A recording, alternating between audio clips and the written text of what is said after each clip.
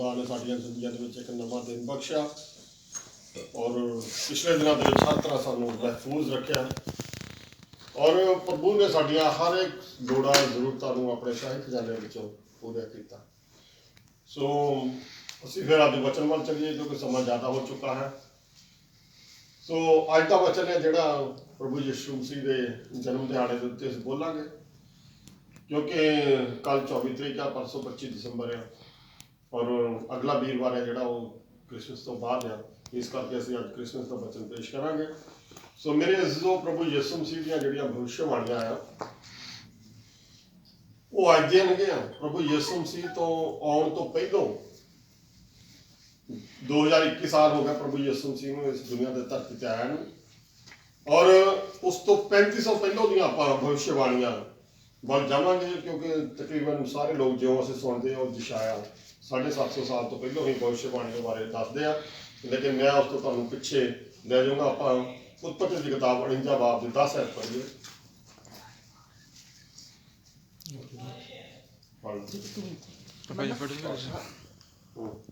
यहूदा तो राज डंडा चलिया ना जावेगा। यहूदा तो राज डंडा चलिया ना जावेगा, मतलब यहूदा के गोत्र तो ना उसके पैरों के विचों हाकम का सोटा, ਉਹਦੇ ਪੈਰਾਂ ਦੇ ਵਿੱਚੋਂ ਹਾਕਮ ਦਾ ਸੋਟਾ ਕਦੀ ਨਹੀਂ ਜਾਵੇਗਾ जब तक शांति दाता ना आवे। ਜਦੋਂ ਤੱਕ ਸ਼ਾਂਤੀ ਦਾਤਾ, ਜਿਹਨੂੰ ਆਪਾਂ ਕਹਿੰਦੇ ਸ਼ਾਂਤੀ ਦਾ ਰਾਜਕੁਮਾਰ ਯਸ਼ਾਇਆ ਨਬੀ ਦੀ ਪੁਸਤਕ ਦੇ ਵਿੱਚ ਆਉਂਦਾ, ਪ੍ਰਿੰਸ ਆਫ ਪੀਸ ਵੀ ਜਿਹਨੂੰ ਕਿਹਾ ਜਾਂਦਾ, ਜਦ ਤੱਕ ਉਹ ਆ ਨਾ ਜਾਵੇ ਅਤੇ ਲੋਕਾਂ ਦੀ ਆਗਿਆਕਾਰੀ ਉਸੇ ਦੀ ਹੋਵੇਗੀ। ਲੋਕਾਂ ਦੀ ਆਗਿਆਕਾਰੀ ਦੀ ਸਿਰਫ ਪ੍ਰਭੂ ਯਿਸੂ ਮਸੀਹ ਦੀ ਆਗਿਆਕਾਰੀ ਨੂੰ ਹੀ ਲੋਕ ਮੰਨਣਗੇ। ਹਾਂਜੀ, अगली परस पढ़नी बस 49। मेरे अज़ीज़ों, ये प्रभु यीशु मसीह की उत्पत्ति दे विच प्रभु यीशु मसीह के आउण तो 3500 साल पहलों की भविष्यवाणी है। तकरीबन अज इस गल 5500 साल हो चुके हैं।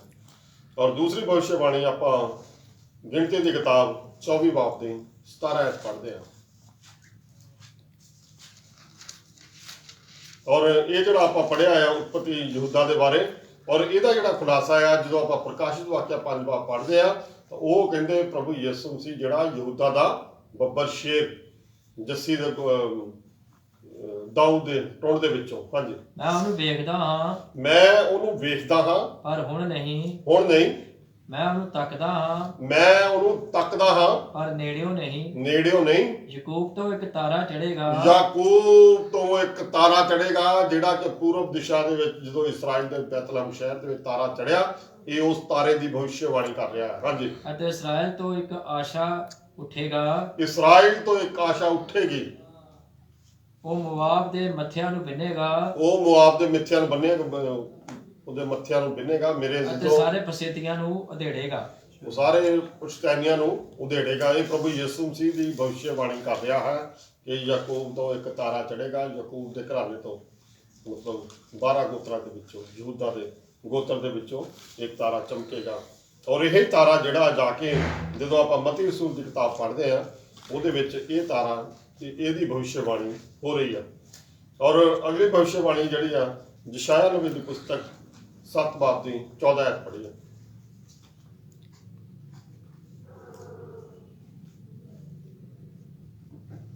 ਯਸ਼ਾਇਆ ਨਬੀ ਦੀ ਪੁਸਤਕ 7 ਬਾਬ ਦੀ 14 ਆਇਤ। ਇਸ ਲਈ ਪ੍ਰਭੂ ਆਪ ਤੁਹਾਨੂੰ ਇੱਕ ਨਿਸ਼ਾਨ ਦੇਵੇਗਾ। ਇਸ ਲਈ ਪ੍ਰਭੂ ਯਿਸੂ ਤੁਹਾਨੂੰ ਆਪ ਯਹੋਵਾ ਪਰਮੇਸ਼ਵਰ ਤੁਹਾਨੂੰ ਇੱਕ ਨਿਸ਼ਾਨ ਦੇਵੇਗਾ। ਤੀਸਰੀ ਭਵਿੱਖਬਾਣੀ ਆ, ਵੇਖੋ ਇੱਕ ਕੁਆਰੀ ਗਰਭਵਤੀ ਹੋਗੀ। ਵੇਖੋ ਇੱਕ ਕੁਆਰੀ ਗਰਭਵਤੀ ਹੋਵੇਗੀ। ਇਹ 750 ਸਾਲ ਪਹਿਲੋਂ ਭਵਿੱਖਬਾਣੀ ਹੋ ਰਹੀ ਆ ਪ੍ਰਭੂ ਯਿਸੂ ਮਸੀਹ ਦੇ ਜਨਮ ਤੋਂ। ਅਤੇ ਪੁੱਤਰ ਜਣੇਗੀ, ਉਹ ਪੁੱਤਰ ਜਣੇਗੀ ਅਤੇ ਉਹ ਉਸ ਦਾ ਨਾਮ ਇਮਾਨੁਅਲ ਰੱਖੇਗੀ। ਉਹ ਉਸ ਦਾ ਨਾਮ ਇਮਾਨੁਅਲ ਰੱਖੇਗੀ। ਇਮਾਨੁਅਲ ਦਾ ਮਤਲਬ ਇਹ ਹੈ ਕਿ ਪਰਮੇਸ਼ਵਰ ਸਾਡੇ ਅੰਗ ਸੰਗ ਹੈ। ਹਾਂਜੀ, ਉਹ ਦਹੀਂ ਅਤੇ ਸ਼ਹਿਦ ਖਾਵੇਗਾ। ਬਸ 14 ਹੀ ਪੜ੍ਹਨੀ ਹੈ। ਵੀ ਇਹ ਕੁਆਰੀ ਹੋਵੇਗੀ, ਕੁਆਰੀ ਗਰਭਵਤੀ ਹੋਵੇਗੀ ਅਤੇ ਇੱਕ ਪੁੱਤਰ ਜਣੇਗੀ, ਉਹਦਾ ਨਾਮ ਇਮਾਨੁਅਲ ਰੱਖਿਆ ਜਾਵੇਗਾ। ਇਮਾਨੁਅਲ ਦਾ ਮਤਲਬ ਇਹ ਹੈ ਕਿ ਪਰਮੇਸ਼ਵਰ ਹਮੇਸ਼ਾ ਸਾਡੇ ਅੰਗ ਸੰਗ ਹੈ। ਔਰ ਪੰਜਵੀਂ ਭਵਿੱਖਬਾਣੀ ਆ ਯਸ਼ਾਇਆ 9 ਬਾਬ ਦੀ 6 ਤੋਂ 7 ਤੱਕ ਪੜ੍ਹੀਏ। ਇਸ ਲਈ ਤਾਂ ਇੱਕ ਬਾਲਕ ਜੰਮਿਆ, ਇਸ ਲਈ ਤਾਂ ਇੱਕ ਬਾਲਕ ਜੰਮਿਆ, ਅਤੇ ਸਾਨੂੰ ਇੱਕ ਪੁੱਤਰ ਬਖਸ਼ਿਆ ਗਿਆ। ਸਾਨੂੰ ਇੱਕ ਪੁੱਤਰ ਬਖਸ਼ਿਆ ਗਿਆ। ਰਾਜ ਉਹਦੇ ਮੋਢੇ ਉੱਤੇ ਹੋਵੇਗਾ। ਰਾਜ ਉਹਦੇ ਮੋਢੇ ਉੱਤੇ ਹੋਵੇਗਾ। ਜਿਹੜਾ ਪ੍ਰਭੂ ਯਿਸੂ ਮਸੀਹ ਦਾ ਰਾਜ 1000 ਸਾਲ ਦਾ ਰਾਜ ਹੋਣਾ ਨਾ ਫਿਜ਼ੀਕਲ ਤੌਰ ਤੇ ਇਸ ਧਰਤੀ ਤੇ, ਉਹਦੇ ਬਾਰੇ ਗੱਲ ਕਰ ਰਿਹਾ। ਹਾਂਜੀ, ਅਤੇ ਉਹਦਾ ਨਾਮ ਇਉਂ ਸੱਦਿਆ ਜਾਵੇਗਾ ਉਹਦਾ ਨਾਮ ਇਉਂ ਸੱਦਿਆ ਜਾਵੇਗਾ ਅਚਰਜ ਸਲਾਹੂ। ਅਚਰਜ ਸਲਾਹੂ, ਮਤਲਬ ਹਰ ਕੰਮ ਦੇ ਵਿੱਚ, ਹਰ ਕੰਮ ਦੇ ਵਿੱਚ ਜਿਹੜਾ ਸਾਨੂੰ ਕੋਈ ਵੀ ਇਸ ਦੁਨੀਆ ਦਾ ਵੱਡੇ ਤੋਂ ਵੱਡਾ ਫਿਲਾਸਫਰ, ਵੱਡੇ ਤੋਂ ਵੱਡਾ ਸਾਇੰਟਿਸਟ ਕੋਈ ਸਾਨੂੰ ਸਲਾਹ ਨਹੀਂ ਦੇ ਸਕਦਾ, ਲੇਕਿਨ ਖੁਦਾ ਦਾ ਆਤਮਾ ਹੋਲੀ ਸਪਿਰਿਟ ਸਾਨੂੰ ਸਹੀ ਸਲਾਹ ਦਿੰਦਾ ਹੈ। ਹਾਂਜੀ। ਸ਼ਕਤੀਮਾਨ ਪਰਮੇਸ਼ਰ, ਸਰਵ ਸ਼ਕਤੀਮਾਨ ਪਰਮੇਸ਼ਵਰ, ਆਲਮਾਈਟੀ ਗॉड ਜੀਸਸ ਕ੍ਰਾਈਸਟ। ਹਾਂਜੀ। ਅਨਾਦਿ ਪਿਤਾ, ਅਨਾਦਿ ਪਿਤਾ ਜਿਹੜਾ ਕਦੇ ਵੀ ਖਤਮ ਨਹੀਂ ਹੋਣ ਵਾਲਾ, ਅਲਫਾ ਤੋਂ ਓਮੇਗਾ ਹੈ। ਹਾਂਜੀ। ਸ਼ਾਂਤੀ ਦਾ ਰਾਜਕੁਮਾਰ, ਸ਼ਾਂਤੀ ਦਾ ਰਾਜਕੁਮਾਰ ਪ੍ਰਭੂ ਯਿਸੂ ਮਸੀਹ। ਇਹ ਉਹ ਸ਼ਾਂਤੀ ਦੀ ਗੱਲ ਹੈ ਜਿਹੜੀ ਕਿ ਉਤਪਤੀ ਦੇ ਵਿੱਚ ਜ਼ਿਕਰ ਕੀਤਾ ਗਿਆ 49 ਬਾਬ ਦੇ 10 ਹੈ ਕਿ ਸ਼ਾਂਤੀ ਦਾਤਾ ਇੱਕ ਆਵੇਗਾ। ਹਾਂਜੀ। ਔਰ ਇਸੇ ਦੇ 11 ਬਾਬ 1 ਤੋਂ 3, 1 ਤੋਂ 4, 1 ਤੋਂ 3, 4 ਪੜ੍ਹ ਦੋ। ਜੱਸੀ ਦੇ ਟੁੰਡ ਤੋਂ ਇੱਕ ਲਗਰ ਨਿਕਲੇਗੀ, ਜੱਸੀ ਦੇ ਟੁੰਡ ਤੋਂ ਇੱਕ ਲਗਰ ਨਿਕਲੇਗੀ। ਮੇਰੇ ਅਜ਼ੀਜ਼ੋ, ਇਹ ਜਦੋਂ ਇਹ ਗੱਲ ਕਰ ਰਹੇ ਆਪਾਂ, ਇਹ ਜਿਹੜਾ ਜੱਸੀ ਦਾ ਬਾਪ ਸੀ ਉਹ ਉਦਿਆ ਸੀਗਾ, ਉਬੇਦ ਸੀਗਾ। ਔਰ ਉਬੇਦ ਦਾਊਦ ਦਾ ਦਾਦਾ ਸੀਗਾ। ਹਾਂਜੀ। ਅਤੇ ਉਹਦੀਆਂ ਜੜ੍ਹਾਂ ਵਿੱਚ ਇੱਕ ਟਹਿਣਾ ਫਲ ਦੇਵੇਗਾ, ਉਹਦੀਆਂ ਜੜ੍ਹਾਂ ਦੇ ਵਿੱਚ ਇੱਕ ਟਹਿਣੇ ਫਲ ਦੇਵੇਗੇ। ਯਹੋਵਾ ਦਾ ਆਤਮਾ ਉਸ ਉੱਤੇ ਠਹਿਰੇਗਾ, ਯਹੋਵਾ ਦਾ ਆਤਮਾ ਉਹਦੇ ਉੱਤੇ ਠਹਿਰੇਗਾ। ਬੁੱਧ ਅਤੇ ਸਮਝ ਦਾ ਆਤਮਾ, ਬੁੱਧ ਅਤੇ ਸਮਝ ਦਾ ਆਤਮਾ, ਸਲਾਹ ਤੇ ਸਮਰਥਾ ਦਾ ਆਤਮਾ, ਸਲਾਹ ਤੇ ਸਮਰਥਾ ਦਾ ਆਤਮਾ, ਯਹੋਵਾ ਦੇ ਗਿਆਨ ਅਤੇ ਭੈ ਦਾ ਆਤਮਾ, ਯਹੋਵਾ ਦੇ ਗਿਆਨ ਤੇ ਭੈ ਦਾ ਆਤਮਾ, ਮੈਂ ਬੰਦਗੀ ਦੇ ਅਤੇ ਯਹੋਵਾ ਦੇ ਭੈ ਵਿੱਚ ਉਹ ਮਗਨ ਰਹੇਗਾ। ਉਹ ਯਹੋਵਾ ਦੇ ਭੈ ਦੇ ਵਿੱਚ ਮਗਨ ਰਹੇਗਾ ਪ੍ਰਭੂ ਯਿਸੂ ਮਸੀਹ। ਹਾਂਜੀ। ਉਹ ਨਾ ਆਪਣੀਆਂ ਅੱਖਾਂ ਦੇ ਵੇਖਣ ਅਨੁਸਾਰ ਨਿਆਂ ਕਰੇਗਾ, ਉਹ ਆਪਣੀਆਂ ਅੱਖਾਂ ਦੇ ਵੇਖਣ ਦੇ ਅਨੁਸਾਰ ਨਿਆਂ ਨਹੀਂ ਕਰੇਗਾ, ਨਾ ਆਪਣੇ ਕੰਨਾਂ ਦੇ ਸੁਣਨ ਅਨੁਸਾਰ ਨਾ ਫੈਸਲਾ ਕੰਨਾਂ ਦੇ ਦੇਵੇਗਾ, ਸੁਣਨ ਦੇ ਅਨੁਸਾਰ ਕੋਈ ਫੈਸਲਾ ਲਵੇਗਾ। ਪਰ ਉਹ ਧਰਮ ਨਾਲ ਗਰੀਬਾਂ ਦਾ ਨਿਆਂ ਕਰੇਗਾ। ਉਹ ਧਰਮ ਪੁਸਤਕ ਦੇ ਨਾਲ, ਇਸ ਖੁਦਾ ਦੇ ਪਾਕ ਕਲਾਮ ਦੇ ਨਾਲ ਹਰ ਬਸ਼ਰ ਦਾ, ਹਰ ਇੱਕ ਇਨਸਾਨ ਦਾ ਉਹ ਫੈਸਲਾ ਕਰੇਗਾ। ਹਾਂਜੀ। ਅਤੇ ਰਾਸਤੀ ਨਾਲ ਧਰਤੀ ਦੇ ਮਸਕੀਨਾਂ ਦਾ ਫੈਸਲਾ ਦੇਵੇਗਾ। ਉਹ ਰਾਸਤਬਾਜ਼ੀ ਦੇ ਨਾਲ, ਮਤਲਬ ਧਾਰਮਿਕਤਾ ਦੇ ਨਾਲ ਦੁਨੀਆ ਦੇ ਗਰੀਬਾਂ ਦਾ ਫੈਸਲਾ ਕਰੇਗਾ। ਹਾਂਜੀ। ਉਹ ਧਰਤੀ ਨੂੰ ਆਪਣੇ ਮੂੰਹ ਦੇ ਡੰਡੇ ਨਾਲ ਮਾਰੇਗਾ, ਉਹ ਧਰਤੀ ਨੂੰ ਆਪਣੇ ਮੂੰਹ ਦੇ ਡੰਡੇ ਦੇ ਨਾਲ ਮਾਰੇਗਾ, ਅਤੇ ਆਪਣੇ ਬੁੱਲਾਂ ਦੇ ਸਾਹ ਨਾਲ ਦੁਸ਼ਟ ਨੂੰ ਜਾਨੋਂ ਮਾਰ ਮੁਕਾਵੇਗਾ। ਆਪਣੇ ਸਾਹ ਦੇ, ਆਪਣੇ ਬੁੱਲਾਂ ਦੇ ਸਾਹ ਨਾਲ ਬੁੱਲਾਂ ਦੇ ਸਾਹ ਨਾਲ ਦੁਸ਼ਟਾਂ ਨੂੰ ਜਾਨੋਂ ਮਾਰ ਮੁਕਾਵੇਗਾ। ਦੁਸ਼ਟਾਂ ਨੂੰ ਜਾਨੋਂ ਮਾਰ ਮੁਕਾਵੇਗਾ। ਮੇਰੇ ਅਜ਼ੀਜ਼ੋ, ਜਦੋਂ ਆਪਾਂ ਨਾ ਇਹਦਾ ਖੁਲਾਸਾ ਜੀ ਇਸੇ ਗੱਲ ਦਾ ਕਰਨਾ ਤੇ ਪ੍ਰਕਾਸ਼ਿਤ ਵਾਕਿਆ 19 ਬਾਬ ਦੀ 15 ਆਇਤ ਹੈ, ਜੇ ਮਿਲ ਸਕਦੀ ਤਾਂ ਪੜ੍ਹ ਦਿਓ ਕਿ ਪ੍ਰਭੂ ਯਿਸੂ ਮਸੀਹ ਜਦੋਂ ਲੱਖਾਂ ਮਹਾਦੂਤਾਂ ਦੇ ਨਾਲ ਇਸ ਧਰਤੀ ਉੱਤੇ ਆਵੇਗਾ, ਬਹੁਤ ਸਾਰੀਆਂ ਸਵਰਗੀ ਫੌਜਾਂ ਉਹਦੇ ਨਾਲ ਹੋਣਗੀਆਂ, ਔਰ ਉਹਦੇ ਮੂੰਹ ਦੇ ਵਿੱਚੋਂ ਇੱਕ ਤਿੱਖੀ ਤਲਵਾਰ ਨਿਕਲੇਗੀ। ਇਹ ਉਹਦੀ ਗੱਲ ਕਰ ਰਿਹਾ। ਹਾਂਜੀ, ਪੜ੍ਹੋ ਜੀ, ਜੇ ਮਿਲ ਗਿਆ ਤਾਂ ਚੰਗੀ ਗੱਲ ਹੈ। ਪ੍ਰਕਾਸ਼ਿਤ ਵਾਕਿਆ 19:15। ਪ੍ਰਕਾਸ਼ਿਤ ਵਾਕਿਆ। ਅਤੇ ਉਹਦੇ ਮੂੰਹ ਵਿੱਚੋਂ ਇੱਕ ਤਿੱਖੀ ਤਲਵਾਰ ਨਿਕਲਦੀ ਹੈ, ਉਹਦੇ ਮੂੰਹ ਦੇ ਵਿੱਚੋਂ ਇੱਕ ਤਿੱਖੀ ਤਲਵਾਰ ਨਿਕਲਦੀ ਹੈ, ਬਈ ਉਸ ਨਾਲ ਉਹ ਕੌਮਾਂ ਨੂੰ ਮਾਰੇ, ਉਸ ਨਾਲ ਉਹ ਕੌਮਾਂ ਨੂੰ ਮਾਰੇ, ਅਤੇ ਉਹ ਲੋਹੇ ਦੇ ਡੰਡੇ ਨਾਲ ਉਹਨਾਂ ਉੱਤੇ ਹੁਕੂਮਤ ਕਰੇਗਾ। ਉਹ ਲੋਹੇ ਦੇ ਡੰਡੇ ਦੇ ਨਾਲ ਉਹਨਾਂ ਦੇ ਉੱਤੇ ਹਕੂਮਤ ਕਰੇਗਾ, ਰਾਜ ਕਰੇਗਾ ਇਸ ਧਰਤੀ ਦੇ ਉੱਤੇ। ਅਤੇ ਉਹ ਪਰਮੇਸ਼ਵਰ ਸਰਵ ਸ਼ਕਤੀਮਾਨ ਹੈ, ਉਹ ਸਰਵ ਸ਼ਕਤੀਮਾਨ ਪਰਮੇਸ਼ਵਰ ਯਿਸੂ ਮਸੀਹ ਹੈ। ਅਤ ਵੱਡੇ ਕ੍ਰੋਧ ਦੀ ਮਹਿ ਦੇ ਵਿੱਚ ਬੱਚੇ ਨੂੰ ਬਸ ਉਤਾਰਦਾ ਆਪਾਂ ਹੈ। ਉਨਾ ਹੀ ਕਰਨਾ ਸੀਗਾ, 15 ਤੱਕ ਹੀ ਕਰਨਾ। ਹਾਂਜੀ, ਅੱਗੇ ਆਪਾਂ ਹੁਣ 6ਵੀਂ ਭਵਿੱਖਬਾਣੀ ਆ ਜਿਹੜੀ, ਉਹ ਮੀਕਾ ਨਬੀ ਦੇਖਾਂਗੇ 5 ਬਾਬ ਦੀ 2 ਆਇਤ ਪੜ੍ਹੀਏ। ਮੀਕਾ ਨਬੀ ਦੀ ਪੁਸਤਕ 5 ਬਾਬ ਦੀ 2 ਆਇਤ।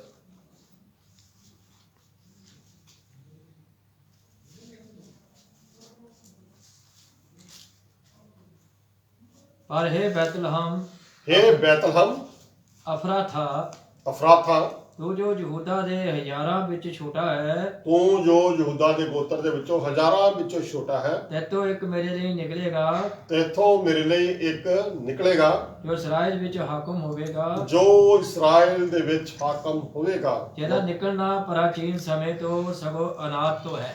ਜਿਹਦਾ ਨਿਕਲਣਾ ਪ੍ਰਾਚੀਨ ਸਮੇਂ ਤੋਂ, ਮਤਲਬ ਉਤਪਤੀ ਤੋਂ, ਜਦੋਂ ਜਿਹਦੀ ਭਵਿੱਖਬਾਣੀ ਕੀਤੀ ਗਈ ਆ ਪ੍ਰਾਚੀਨ ਸਮੇਂ ਤੋਂ। ਔਰ ਮੇਰੇ ਜਦੋਂ ਉਹ ਬੈਤਲਹਮ ਦੇ ਵਿੱਚ ਮਤਲਬ ਇੱਕ ਭਵਿੱਖਬਾਣੀ ਹੋ ਰਹੀ ਆ ਪ੍ਰਭੂ ਯਿਸੂ ਮਸੀਹ ਬਾਰੇ ਕਿ ਉਹ ਜਿਹੜਾ ਇਸ ਦੁਨੀਆ ਦਾ ਹਾਕਮ ਆ, ਇਸ ਦੁਨੀਆ ਦਾ ਸ਼ਾਂਤੀ ਦਾ ਰਾਜਕੁਮਾਰ ਆ, ਔਰ ਉਹ ਬੈਤਲਹਮ ਸ਼ਹਿਰ ਦੇ ਵਿੱਚੋਂ ਨਿਕਲੇਗਾ। ਔਰ ਬੈਤਲਹਮ ਦਾ ਮੈਂ ਥੋੜਾ ਇਤਿਹਾਸ ਪੜ੍ਹਿਆ ਕਿ ਜਦੋਂ ਪ੍ਰਭੂ ਯਿਸੂ ਮਸੀਹ ਦਾ ਜਨਮ ਹੋਇਆ ਉਦੋਂ ਬੈਤਲਹਮ ਦੇ ਵਿੱਚ ਸਿਰਫ 300 ਲੋਕ ਸੀਗੇ, ਛੋਟਾ ਜਿਹਾ ਪਿੰਡ ਸੀਗਾ, ਜਰੂਸਲਮ ਤੋਂ 10 ਕਿਲੋਮੀਟਰ ਆ। ਔਰ ਅੱਜ ਉੱਥੇ ਦੀ ਆਬਾਦੀ ਜਿਹੜੀ ਅੱਜ ਬੈਤਲਹਮ ਦੀ ਉਹ 25,000 ਆ। ਹਾਂਜੀ, ਔਰ ਇੱਕ ਵਚਨ ਹੋਰ ਆਪਾਂ ਪੜ੍ਹੀਏ, 7ਵੀਂ ਭਵਿष्यवाणी ਮਲਾਕੀ ਨਬੀ ਦੀ ਪੁਸਤਕ 4 ਬਾਬ ਦੀ 2 ਐਡ, ਧਰਮ ਦਾ ਸੂਰਜ ਚੜ੍ਹੇਗਾ। ਇਹ 7 ਭਵਿष्यवाणੀਆਂ ਅੱਗੇ ਫਿਰ ਆਪਾਂ ਚੱਲਦੇ ਹਾਂ। ਪਰ ਤੁਹਾਡੇ ਲਈ ਜਿਹੜੇ ਮੇਰੇ ਨਾਮ ਦਾ ਭੈ ਮੰਨਦੇ ਹਨ, ਪਰ ਉਹਨਾਂ ਲੋਕਾਂ ਦੇ ਲਈ ਜਿਹੜੇ ਯਹੋਵਾ ਪਰਮੇਸ਼ਵਰ ਦਾ ਭੈ ਮੰਨਦੇ ਹਨ, ਧਰਮ ਦਾ ਸੂਰਜ ਚੜ੍ਹੇਗਾ। ਧਰਮ ਦਾ ਸੂਰਜ ਚੜ੍ਹੇਗਾ। ਉਹ ਹੈ ਪ੍ਰਭੂ ਯਿਸੂ ਮਸੀਹ। ਬੋਲੋ ਹਾਲੇਲੂਇਆ, ਹਾਲੇਲੂਇਆ। ਧਰਮ ਦਾ ਸੂਰਜ ਪ੍ਰਭੂ ਯਿਸੂ ਮਸੀਹ। ਹਾਂਜੀ, ਅਤੇ ਉਹਦੀਆਂ ਕਿਰਨਾਂ ਵਿੱਚ ਸ਼ਿਫਾ ਹੋਵੇਗੀ। ਉਹਦੀਆਂ ਕਿਰਨਾਂ ਦੇ ਵਿੱਚੋਂ ਸ਼ਿਫਾ ਹੋਵੇਗੀ, ਜਿਸ ਦਾ ਪਿਛਲੇ ਦਿਨਾਂ ਦੇ ਵਿੱਚ ਆਪਾਂ ਪ੍ਰਕਾਸ਼ਿਤ ਵਾਕਿਆ 22 ਬਾਬ ਦੇ ਵਿੱਚ ਵੀ 12 ਪ੍ਰਕਾਰ ਦੇ ਫਲ ਦੇਖ ਰਹੇ ਸੀ ਨਾ। ਇੱਥੇ ਜਿਹੜਾ ਧਰਮ ਦਾ ਸੂਰਜ ਆ, ਉਹਦੀਆਂ ਕਿਰਨਾਂ ਦੇ ਵਿੱਚੋਂ ਸ਼ਿਫਾ ਨਿਕਲੇਗੀ। ਹਾਂਜੀ, ਸੋ ਮੇਰੇ ਅਜ਼ੀਜ਼ੋ, ਇਹ ਮਲਾਕੀ ਨਬੀ ਜਿਹੜਾ 4 ਬਾਬ ਦੀ 2 ਐਤ ਆ, ਇਹ ਪ੍ਰਭੂ ਯਿਸੂ ਮਸੀਹ ਵੱਲ ਇਸ਼ਾਰਾ ਕਰ ਰਹੀ ਆ। ਔਰ ਹੁਣ ਥੋੜਾ ਜਿਹਾ ਮੈਂ ਤੁਹਾਨੂੰ ਦੱਸਣਾ ਚਾਹੁੰਦਾ, ਅੱਗੇ ਫਿਰ ਆਪਾਂ ਚੱਲਦੇ, ਕਿ ਪ੍ਰਭੂ ਯਿਸੂ ਮਸੀਹ ਨੇ ਬੈਤਲਹਮ ਸ਼ਹਿਰ ਨੂੰ ਕਿਉਂ ਚੁਣਿਆ। ਯਹੋਵਾ ਪਰਮੇਸ਼ਵਰ ਨੇ ਪ੍ਰਭੂ ਯਿਸੂ ਮਸੀਹ ਦੇ ਜਨਮ ਦੇ ਲਈ ਸਿਰਫ ਬੈਤਲਹਮ ਸ਼ਹਿਰ ਨੂੰ ਕੀ ਚੁਣਿਆ, ਕਿਉਂ ਚੁਣਿਆ, ਉਹਦਾ ਕੀ ਇਤਿਹਾਸ ਆ। ਇਹਦੇ ਉੱਤੇ ਮੈਂ ਰਿਸਰਚ ਕੀਤੀ ਕਿ ਜਿਹੜਾ ਬਹੁਤ ਸਾਰੇ ਲੋਕ ਕਹਿੰਦੇ ਕਿ ਈਸਾਈ ਧਰਮ ਜਿਹੜਾ ਕ੍ਰਿਸਚਨ ਧਰਮ ਆ, ਇਹ ਗੋਰਿਆਂ ਦਾ ਆ, ਪਰ ਇਹ ਗੋਰਿਆਂ ਦਾ ਨਹੀਂ, ਇਹ ਏਸ਼ੀਆ ਦੇ ਵਿੱਚ ਹੈ, ਇਸਰਾਈਲ। ਔਰ ਜਿਹੜਾ ਇਸਰਾਈਲ ਦਾ ਸੈਂਟਰ ਆ ਉਹ ਬਿਲਕੁਲ ਬੈਤਲਹਮ ਆ। ਔਰ ਬੈਤਲਹਮ ਸਾਰੀ ਦੁਨੀਆ ਦਾ ਇੱਕ ਸੈਂਟਰ ਪੁਆਇੰਟ ਹੈ, ਜਿੱਥੋਂ ਮਤਲਬ ਪ੍ਰਭੂ ਯਿਸੂ ਮਸੀਹ ਦਾ ਜਨਮ ਹੋਇਆ, ਤਾਂ ਕਿ ਉਹ ਸਾਰੀ ਦੁਨੀਆ ਦਾ ਮੁਕਤੀਦਾਤਾ, ਉਧਾਰਕਰਤਾ ਬਣ ਸਕੇ। ਇਹੀ ਕਾਰਨ ਸੀਗਾ। ਪਰ ਮੈਂ ਤੁਹਾਨੂੰ ਦੱਸਣਾ ਚਾਹੁੰਦਾ ਕਿ ਕਿਉਂ ਇਦਾਂ ਹੋਇਆ। ਬੈਤਲਹਮ ਆ ਜਿਹੜਾ ਸ਼ਹਿਰ ਆ, ਬੈਤਲਹਮ ਦਾ ਮਤਲਬ ਹੈ ਕਿ ਰੋਟੀ ਦਾ ਘਰ। ਔਰ ਪ੍ਰਭੂ ਯਿਸੂ ਮਸੀਹ ਨੇ ਕਿਹਾ ਕਿ ਜੀਵਨ ਦੀ ਰੋਟੀ ਮੈਂ ਹਾਂ, I am the bread of life. ਔਰ ਦੂਸਰੀ ਗੱਲ ਇਹ ਆ ਕਿ ਜਿਹੜਾ ਸਾਨੂੰ ਇਹਦੇ ਬਾਰੇ ਇਤਿਹਾਸ ਦੱਸਦਾ ਹੈ, ਜਿੱਦਾਂ ਵੀ ਯਸ਼ਾਇਆ ਨਬੀ ਨੇ 750 ਸਾਲ ਪਹਿਲੋਂ, 750 ਸਾਲ ਪਹਿਲੋਂ ਭਵਿष्यवाणी ਕੀਤੀ ਸੀਗੀ। ਔਰ ਤੀਸਰਾ ਜਿਹੜਾ ਰਾਖਲ ਸੀਗੀ, ਉਹ ਬੈਤਲਹਮ ਦੇ ਵਿੱਚ ਦਫਨਾਈ ਗਈ ਸੀ। ਜਦੋਂ ਆਪਾਂ ਉਤਪਤੀ 48 ਦੀ ਸਾਥ ਦੇਖਦੇ ਹਾਂ, ਕੋਈ ਪੜ੍ਹਨ ਦੀ ਲੋੜ ਨਹੀਂ, ਕੋਈ ਗੱਲ ਨਹੀਂ, ਤੇ ਉਹਦੇ ਵਿੱਚ ਇਹਦਾ ਜ਼ਿਕਰ ਆਉਂਦਾ ਹੈ। ਔਰ ਜਿਰਮੀਆ 31 ਬਾਬ ਦੀ 15 ਐਤ ਜੇ ਹੋ ਸਕਿਆ ਤਾਂ ਜ਼ਰੂਰ ਪੜ੍ਹ ਸਕਦੇ ਹੋ। ਜਿਰਮੀਆ 31 ਬਾਬ ਦੀ 15 ਐਤ।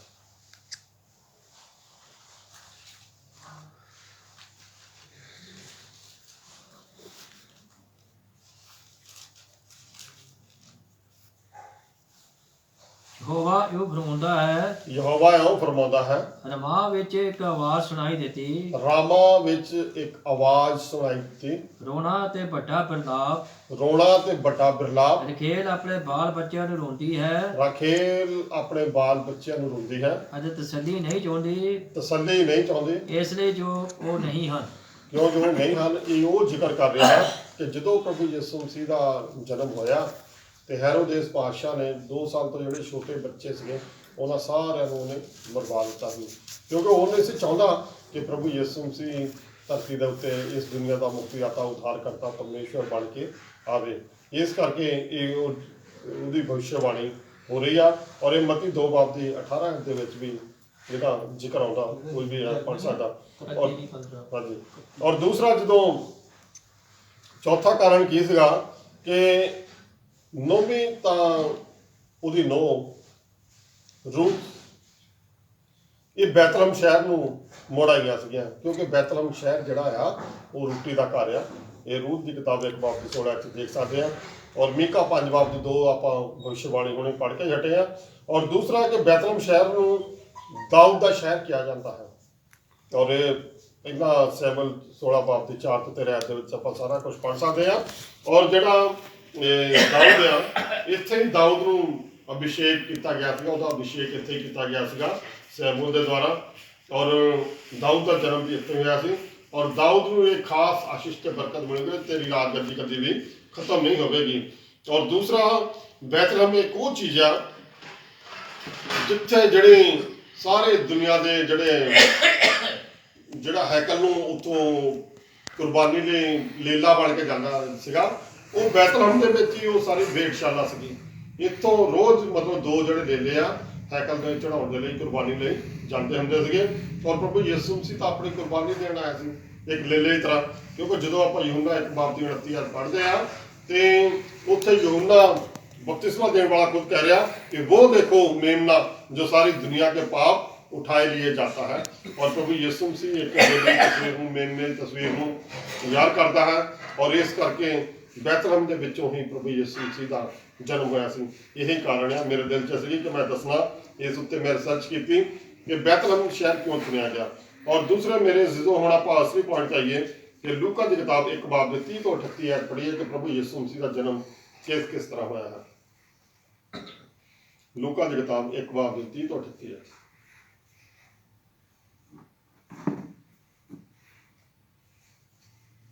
ਮਾਤਾ ਮਰੀਮ ਦੇ ਕੋਲ ਇੱਕ ਫਰਿਸ਼ਤਾ ਆਉਂਦਾ।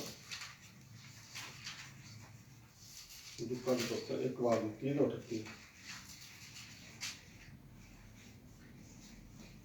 ਦੂਤ ਨੇ ਉਹਨੂੰ ਆਖਿਆ, ਇੱਕ ਦੂਤ ਨੇ ਮਾਤਾ ਮਰੀਮ ਜੀ ਨੂੰ ਆਣ ਕੇ ਆਖਿਆ, हे मरियम ਨਾ ਡਰ, ਤੂੰ ਜੋ ਉਹਨੂੰ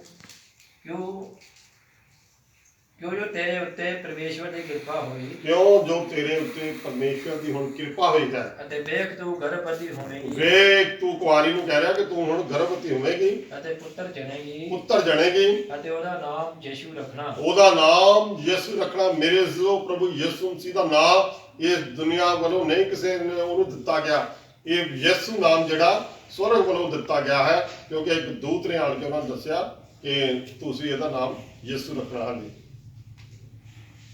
ਉਹ ਮਹਾਨ ਹੋਵੇਗਾ, ਉਹ ਮਹਾਨ ਸਰਬ ਸ਼ਕਤੀਮਾਨ ਪਰਮੇਸ਼ਵਰ ਹੋਵੇਗਾ ਅਤੇ ਅਤ ਮਹਾਨ ਦਾ ਪੁੱਤਰ ਸਦਾਵੇਗਾ। ਉਹ ਅਤ ਮਹਾਨ ਪਰਮੇਸ਼ਵਰ ਦਾ ਪੁੱਤਰ ਸਦਾਵੇਗਾ ਅਤੇ ਪ੍ਰਭੂ ਪਰਮੇਸ਼ਵਰ ਉਹਦੇ ਪਿਤਾ ਦਾਊਦ ਦਾ ਤਖਤ ਉਹਨੂੰ ਦੇਵੇਗਾ। ਪ੍ਰਭੂ ਪਰਮੇਸ਼ਵਰ ਉਹਦੇ ਪਿਤਾ ਦਾਊਦ ਦਾ, ਕਿਉਂਕਿ ਦਾਊਦ ਦੇ ਘਰਾਣੇ ਦੇ ਵਿੱਚ ਸੀ, ਉਹਦਾ ਤਖਤ ਉਹਨੂੰ ਦੇਵੇਗਾ, ਪ੍ਰਭੂ ਯਿਸੂ ਮਸੀਹ ਨੂੰ ਦੇਵੇਗਾ। ਉਹ ਜੁਗੋ ਜੁਗ ਯਾਕੂਬ ਦੇ ਘਰਾਣੇ ਉੱਤੇ ਰਾਜ ਕਰੇਗਾ। ਉਹ ਯੁਗੋ ਯੁਗ ਯਾਕੂਬ ਦੇ ਘਰਾਣੇ ਦੇ ਉੱਤੇ ਰਾਜ ਕਰੇਗਾ, 12 ਗੋਤਰਾਂ ਦੇ ਉੱਤੇ ਔਰ ਸਾਰੀ ਦੁਨੀਆ ਦੇ ਉੱਤੇ। ਹਾਂਜੀ, ਅਤੇ ਉਹਦੇ ਰਾਜ ਦਾ ਅੰਤ ਨਾ ਹੋਵੇਗਾ। ਉਹਦੇ ਰਾਜ ਦਾ ਕੋਈ ਵੀ ਅੰਤ ਨਾ ਹੋਵੇਗਾ ਕਿਉਂਕਿ ਸਾਰੀ ਦੁਨੀਆ ਦੇ ਵਿੱਚ ਇਸ ਟਾਈਮ ਪ੍ਰਭੂ ਯਿਸੂ ਮਸੀਹ ਦਾ ਸੁਸਮਾਚਾਰ ਦਾ ਪ੍ਰਚਾਰ ਜਿਹੜਾ ਫੈਲ ਚੁੱਕਾ। ਔਰ ਜੇ ਪ੍ਰਭੂ ਯਿਸੂ ਮਸੀਹ ਕਹਿ ਰਿਹਾ ਕਿ ਜਿੰਨਿਆਂ ਨੇ ਮੈਨੂੰ ਕਬੂਲ ਕੀਤਾ ਸਾਰੇ ਮੇਰੇ ਧੀਆਂ ਪੁੱਤਰ ਹਨ। ਹਾਂਜੀ, ਤਦ ਮਰੀਮ ਨੇ ਦੂਤ ਨੂੰ ਆਖਿਆ, ਤਾਂ ਮਰੀਮ ਨੇ ਦੂਤ ਨੂੰ ਆਖਿਆ, ਇਹ ਕਿਕਰ ਹੋਵੇਗਾ, ਇਹ ਕਿਸ ਤਰ੍ਹਾਂ ਹੋ ਸਕਦਾ ਜਦ ਮੈਂ ਪੁਰਸ਼ ਨੂੰ ਨਹੀਂ ਜਾਣਦੀ, ਜਦ ਕਿ ਮੈਂ ਤਾਂ ਕਿਸੇ ਪੁਰਸ਼ ਨੂੰ ਜਾਣਦੀ ਨਹੀਂ, ਮੇਰੀ ਸ਼ਾਦੀ ਨਹੀਂ ਹੋਈ। ਹਾਂਜੀ, ਦੂਤ ਨੇ ਉਸ ਨੂੰ ਉੱਤਰ ਦਿੱਤਾ ਕਿ ਪਵਿੱਤਰ ਆਤਮਾ ਤੇਰੇ ਉੱਪਰ ਆਵੇਗਾ, ਪਵਿੱਤਰ ਆਤਮਾ ਤੇਰੇ ਉੱਤੇ ਆਵੇਗਾ ਕਿਉਂਕਿ ਉਹਦੀ ਕੜਵਾਈ ਯੂਸੁਫ ਦੇ ਨਾਲ ਹੋ ਚੁੱਕੀ ਸੀ। ਹਾਂਜੀ, ਔਰ ਅਤ ਮਹਾਨ ਦੀ ਕੁਦਰਤ ਤੇਰੇ ਉੱਤੇ ਛਾਇਆ ਕਰੇਗੀ, ਅਤ ਮਹਾਨ ਦੀ ਕੁਦਰਤ ਤੇਰੇ ਉੱਤੇ ਛਾਇਆ ਕਰੇਗੀ। ਇਸ ਕਰਕੇ ਜਿਹੜਾ ਜੰਮੇਗਾ ਉਹ ਪਵਿੱਤਰ ਆਤਮਾ ਤੇ ਪਰਮੇਸ਼ਵਰ ਦਾ ਪੁੱਤਰ ਕਹਾਵੇਗਾ। ਉਹ ਪਵਿੱਤਰ ਆਤਮਾ ਤੋਂ ਔਰ ਪਰਮੇਸ਼ਵਰ ਦਾ ਪੁੱਤਰ ਅਖਵਾਵੇਗਾ। ਉਹ ਹੈ ਨਾਮ ਹੈ ਪ੍ਰਭੂ ਯਿਸੂ ਮਸੀਹ। ਬੋਲੋ ਹਾਲੇਲੂਇਆ, ਹਾਲੇਲੂਇਆ। ਹਾਂਜੀ, ਅੱਗੇ ਬਸ ਅੱਗੇ ਲਈ ਜੁੜਦਾ ਸ਼ੁਰੂ ਹੋ ਗਿਆ। ਠੀਕ ਹੈ ਜੀ। ਹਾਂਜੀ, ਹੁਣ ਆਪਾਂ ਥੋੜਾ ਜਿਹਾ ਮਤੀ ਰਸੂਲ ਦੀ ਕਿਤਾਬ 2 ਬਾਬ ਦੀ 10 ਤੋਂ 12 ਪੜ੍ਹਦੇ ਹਾਂ। ਔਰ ਇੱਥੇ ਜਦੋਂ ਪਤਾ ਲੱਗਾ ਤੇ ਜਿਹੜੇ ਕੁਝ ਫਿਲਾਸਫਰ ਲੋਕ ਸੀਗੇ, 3 ਮਜੂਸੀ ਜਿਹੜੇ ਕਿ ਪ੍ਰਭੂ ਯਿਸੂ ਮਸੀਹ ਨੂੰ ਲੱਭਦੇ ਫਿਰਦੇ ਸੀਗੇ, ਉਹਨਾਂ ਨੇ ਹਿਸਾਬ ਕਿਤਾਬ ਲਾਇਆ ਕਿ ਬੈਤਲਹਮ ਸ਼ਹਿਰ ਦੇ ਵਿੱਚ ਪ੍ਰਭੂ ਯਿਸੂ ਮਸੀਹ ਨੇ ਜਨਮ ਲੈਣਾ ਹੈ, ਕਿਉਂ ਨਾ ਜਾ ਕੇ ਅਸੀਂ ਉਹਨੂੰ ਭੇਟ ਚੜਾਈਏ। ਹਾਂਜੀ, ਅਤੇ ਤਾਰੇ ਨੂੰ ਵੇਖ ਕੇ ਉਹ ਵੱਡੇ ਹੀ ਆਨੰਦ ਹੋਏ। ਉਹ ਤਾਰੇ ਨੂੰ ਦੇਖ ਕੇ ਵੱਡੇ ਹੀ ਆਨੰਦ ਹੋਏ। ਇਹ ਯਾਕੂਬ ਦਾ ਤਾਰਾ ਜਿਹੜਾ ਉਸ ਟਾਈਮ ਉਹਨਾਂ ਦੀ ਰਹਿਨਮਾਈ ਕਰ ਰਿਹਾ ਸੀ। ਅੱਜ ਕੱਲ੍ਹ ਤਾਂ ਨੈਵੀਗੇਟਰ ਸਿਸਟਮ ਆ ਗਏ ਆ ਕਿ ਗੂਗਲ ਤੋਂ ਵੀ ਸਾਨੂੰ ਰਸਤਾ ਪਤਾ ਲੱਗ ਜਾਂਦਾ, ਲੇਕਿਨ ਉਸ ਜ਼ਮਾਨੇ ਦੇ ਵਿੱਚ ਸਿਰਫ ਪਵਿੱਤਰ ਆਤਮਾ ਦੀ ਗਵਾਹੀ ਦੇ ਨਾਲ ਤਾਰਾ ਉਹਨਾਂ ਨੂੰ ਗਾਈਡ ਕਰ ਰਿਹਾ ਸੀ। ਹਾਂਜੀ, ਅਤੇ ਉਹਨਾਂ ਨੇ ਉਸ ਘਰ ਵਿੱਚ ਜਾ ਕੇ ਬਾਲਕ ਨੂੰ ਉਹਦੀ ਮਾਤਾ ਮਰੀਮ ਦੇ ਨਾਲ ਡਿੱਠਾ। ਉਹ ਮਤਲਬ ਉਸ ਤਾਰਾ ਨੇ ਉਹਨਾਂ ਦੀ ਰਹਿਨਮਾਈ ਕੀਤੀ ਔਰ ਉਹਨਾਂ ਨੂੰ ਉਸ ਮੰਜ਼ਿਲ ਤੱਕ ਪਹੁੰਚਾ ਦਿੱਤਾ ਜਿੱਥੇ ਪ੍ਰਭੂ ਯਿਸੂ ਮਸੀਹ ਨੇ ਜਨਮ ਲਿਆ ਸੀ। ਔਰ ਉਹਦੀ ਮਾਤਾ ਮਰੀਮ ਦੇ ਕੋਲ ਉਸ ਬੱਚੇ ਨੂੰ ਜਾ ਕੇ ਉਹਨਾਂ ਨੇ ਦੇਖਿਆ। ਹਾਂਜੀ, ਅਤੇ ਪੈਰੀ ਪੈ ਕੇ ਉਹਨੂੰ ਮੱਥਾ ਟੇਕਿਆ। ਉਹਨਾਂ ਨੇ ਉਹਨੂੰ ਮੱਥਾ ਟੇਕਿਆ। ਮਤਲਬ ਦੇਖੋ ਕਿ ਜਿਹੜੇ ਫਿਲਾਸਫਰ ਲੋਕ ਸੀ ਉਹਨਾਂ ਨੂੰ ਪਤਾ ਲੱਗ ਗਿਆ ਕਿ ਪ੍ਰਭੂ ਯਿਸੂ ਮਸੀਹ ਦਾ ਜਨਮ ਹੋ ਚੁੱਕਾ ਹੈ। ਹਾਂਜੀ, ਅਤੇ ਆਪਣੀਆਂ ਥੈਲੀਆਂ ਖੋਲ ਕੇ ਸੋਨਾ ਅਤੇ ਲਵਾਨ ਅਤੇ ਗੰਧਰਸ ਉਹਨਾਂ ਦੀ ਭੇਟ ਕੀਤੀ। ਉਹ ਆਪਣੀਆਂ ਥੈਲੀਆਂ ਦੇ ਵਿੱਚ ਸੋਨਾ, ਗੰਧਰਸ ਤੇ ਲੁਭਾਨ ਲੈ ਕੇ ਗਿਆ ਸੀ।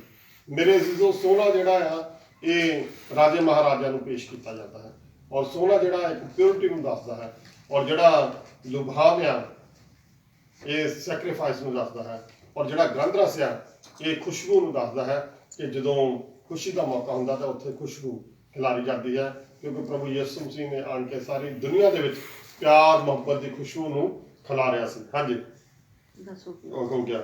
ਹਾਂਜੀ ਹੁਣ ਆਪਾਂ ਲੂਕਾ 2 ਬਾਬ ਦੀ 25 ਤੋਂ 32 ਯਾਦ ਪੜੀਏ ਬੜੇ ਆਰਾਮ ਦੇ ਨਾਲ। ਇੱਕ ਹੋਰ ਬੰਦਾ ਦੇਖੋ ਪ੍ਰਭੂ ਯਿਸੂ ਮਸੀਹ ਦੀ ਗਵਾਹੀ ਦੇ ਰਿਹਾ। ਇਹ ਤਿੰਨ ਬੰਦਿਆਂ ਤਿੰਨ ਮਜੂਸੀਆਂ ਨੇ ਵੀ ਗਵਾਹੀ ਦਿੱਤੀ ਹੈ। ਇੱਕ ਸਿਮੋਨ ਨਾਂ ਦਾ ਬੰਦਾ ਆ ਜਿਹੜਾ ਕਿ ਪ੍ਰਭੂ ਯਿਸੂ ਮਸੀਹ ਦੀ ਗਵਾਹੀ ਦੇ ਰਿਹਾ ਹੈ। ਹਾਂਜੀ ਉਹਨੂੰ ਪਵਿੱਤਰ ਆਤਮਾ ਨੇ ਗਾਈਡ ਕੀਤਾ। ਹਾਂਜੀ ਲੂਕਾ 2 ਬਾਬ ਦੀ 25 ਤੋਂ 32। ਅਤੇ ਵੇਖੋ ਯਰੂਸ਼ਲਮ ਵਿੱਚ ਸ਼ਿਮੋਨ ਕਰਕੇ ਇੱਕ ਮਨੁੱਖ ਸੀ, ਵੇਖੋ ਯਰੂਸ਼ਲਮ ਦੇ ਵਿੱਚ ਸਿਮੋਨ ਨਾਮ ਦਾ ਇੱਕ ਮਨੁੱਖ ਸੀ। ਔਰ ਉਹ ਧਰਮੀ ਅਤੇ ਭਗਤ ਲੋਕ ਸੀ। ਉਹ ਧਰਮੀ ਤਾਂ ਭਗਤ ਲੋਕ ਸੀ, ਪਵਿੱਤਰ ਆਤਮਾ ਪਾਇਆ ਹੋਇਆ ਸੀ।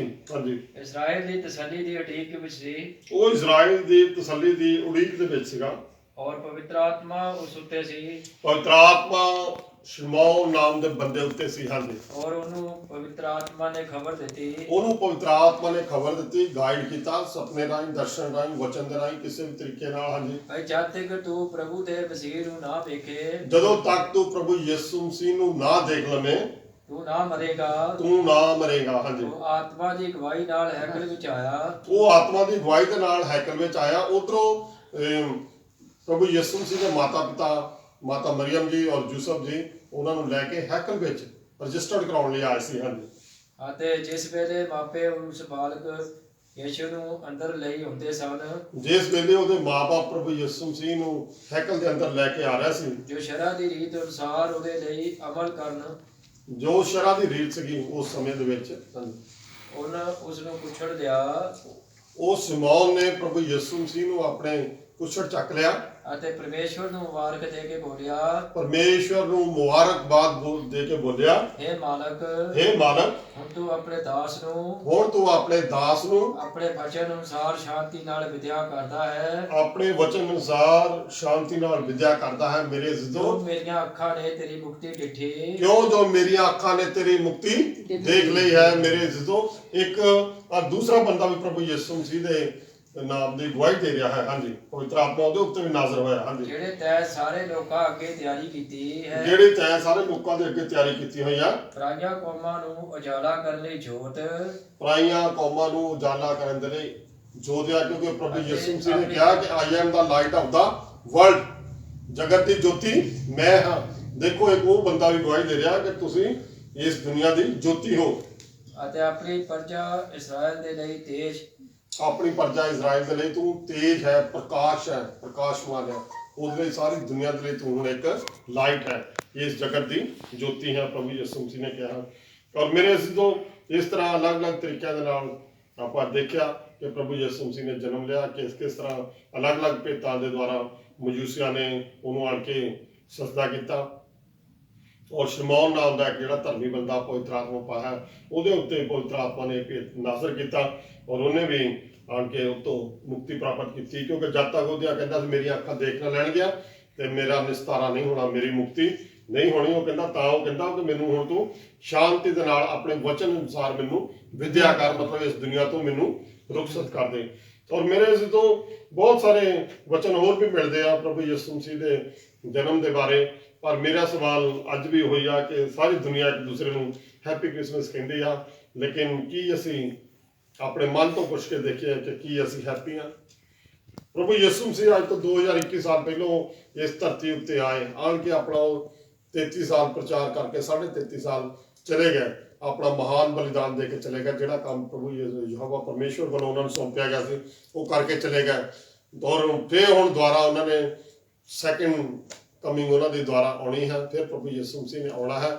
ਔਰ ਪ੍ਰਭੂ ਯਿਸੂ ਮਸੀਹ ਅੱਜ ਤੁਹਾਨੂੰ ਕਹਿ ਰਿਹਾ ਕਿ ਤੁਸੀਂ ਆਪਣੇ ਆਪ ਨੂੰ ਤਿਆਰ ਕਰੋ, ਕਿਉਂਕਿ ਮੇਰੇ ਜਦੋਂ ਪ੍ਰਕਾਸ਼ਿਤ ਵਾਕਿਆ 3 ਬਾਬ ਦੇ 20 ਦੇ ਵਿੱਚ ਲਿਖਿਆ ਕਿ ਦੇਖ ਮੈਂ ਤੇਰੇ ਦਿਲ ਦੇ ਦਰਵਾਜ਼ੇ ਤੇ ਖੜਾ ਖਟਖਟਾਉਣਾ ਹਾਂ, ਜੇਕਰ ਅੱਜ ਤੁਸੀਂ ਮੇਰੀ ਆਵਾਜ਼ ਨੂੰ ਸੁਣੋ ਤਾਂ ਮੈਂ ਤੁਹਾਡੇ ਦਿਲ ਦੇ ਵਿੱਚ ਆ ਕੇ ਵਾਸ ਕਰਾਂਗਾ ਔਰ ਤੁਹਾਡੇ ਨਾਲ ਭੋਜਨ ਛਕਾਂਗਾ। ਮੇਰੇ ਜਦੋਂ ਅੱਜ ਰਾਤ ਹੀ ਤੁਹਾਡੀ ਮੁਕਤੀ ਦਾ, ਤੁਹਾਡੇ ਨਿਸਤਾਰੇ ਦਾ ਦਿਨ ਹੈ।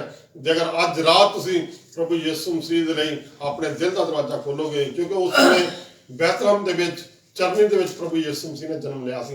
ਅੱਜ ਪ੍ਰਭੂ ਯਿਸੂ ਮਸੀਹ ਤੁਹਾਡੇ ਦਿਲ ਦੀ ਚਰਨੀ ਦੇ ਵਿੱਚ ਜਨਮ ਲੈਣਾ ਚਾਹੁੰਦਾ ਹੈ ਇਹਨਾਂ ਬਚਨਾਂ ਦੇ ਦੁਆਰਾ।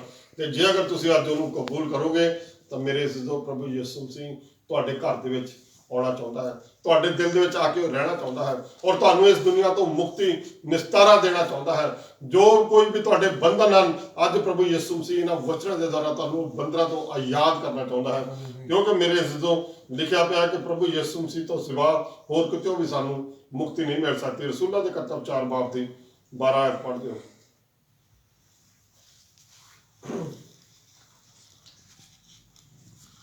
ਰਸੂਲਾਂ ਦੇ ਕਰਤੱਵ 4 ਬਾਬ ਦੀ 12